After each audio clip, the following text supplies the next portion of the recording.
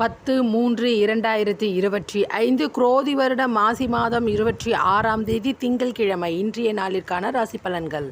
மேஷம் நலம் உண்டாகும், ரிஷபம் நன்மை உண்டாகும், மிதுனம் நற்செயல் உண்டாகும், கடகம் தடங்கல்கள் நீங்கும், சிம்பம் ஆர்வம் நிறைந்த நாள், கன்னி சாந்தம் அதிகரிக்கும், துலாம் பணவரவு உண்டு, விருச்சகம் சிக்கல்கள் நீங்கும், தனுசு வெற்றி உண்டாகும், மகரம் இன்பம் நிறைந்த நாள், கும்பம் நீங்கள் விவேகத்துடன் செயல்பட வேண்டும், மீனம் இரக்கம் நிறைந்த நாள்.